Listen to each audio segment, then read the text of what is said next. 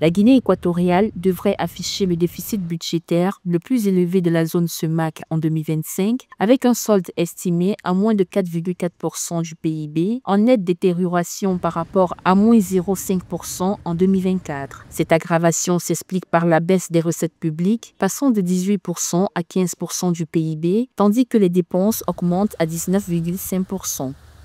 La Guinée équatoriale vit depuis quelques années sur un déficit budgétaire qui devient de plus en plus important et inquiétant. Et on ne voit aucune mesure prise par le gouvernement pour justement juguler ce déficit budgétaire.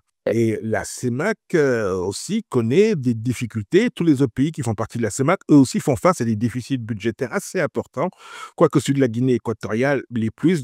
Au total, le déficit de la zone CEMAC est prévu à 890,8 milliards de francs CFA. Pour le financer, les 6 États membres devront mobiliser environ 2 000 milliards de francs CFA d'emprunts extérieurs, 685 milliards d'emprunts régionaux et 485 milliards de dons internationaux.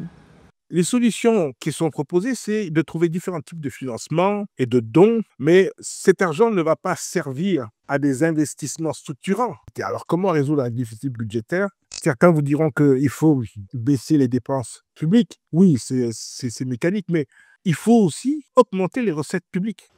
Malgré les défis communs, la Guinée équatoriale affiche un déficit plus important que ses voisins. La dette globale du pays d'Afrique centrale devrait représenter 45,3% du PIB en 2025, avec un service de la dette extérieure atteignant 20,2% des recettes budgétaires.